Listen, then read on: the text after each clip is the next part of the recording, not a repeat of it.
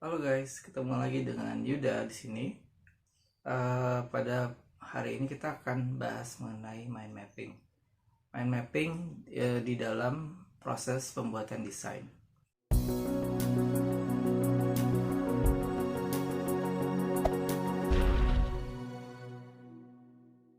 Secara spesifiknya kita akan bahas apa fungsi dari mind mapping itu.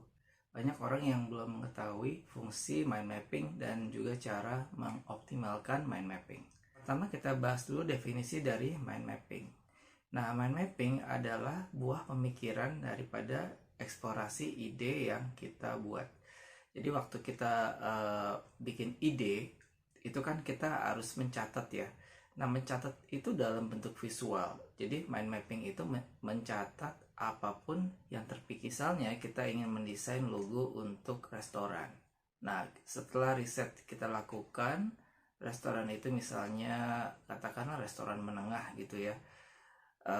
Dan juga menunya juga katakanlah menu yang biasa gitu, misalnya ayam geprek atau apa gitu. Nah, kita ingin bikin logonya. Nah, setelah riset itu kita mulai start dengan mind mapping, yaitu kita explore ide-ide kita, apa yang terpikir dalam pikiran kita itu kita tuliskan dalam mind mapping. Mind mapping bentuknya adalah visual, di mana kita mencatat bisa dalam bentuk gambar atau dalam bentuk tulisan atau ya kita sebut keyword gitu. Nah, mind mapping ini dipopulerkan oleh Tony Buzan.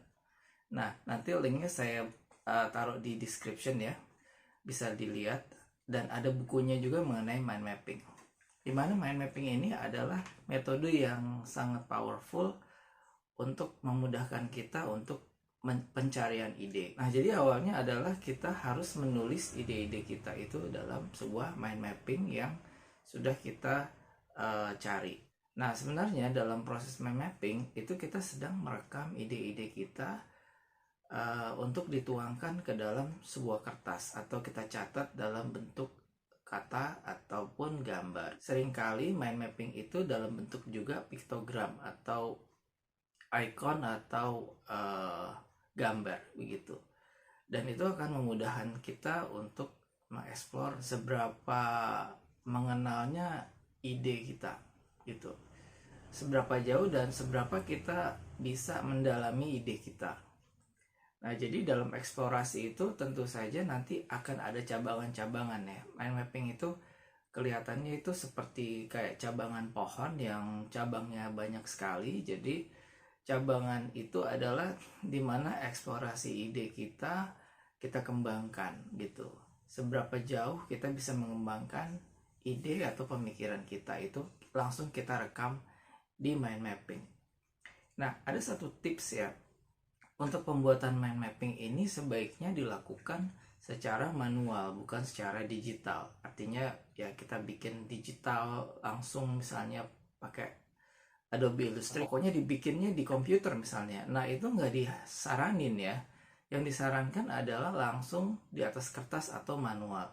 Kenapa? Karena mind mapping itu adalah sebuah rekaman secara spontanitas ide yang terlintas pada pemikiran kita. Jadi kalau kita bikinnya udah digital, udah di komputer gitu, itu tentunya udah hilang gitu idenya karena udah butuh proses yang panjang.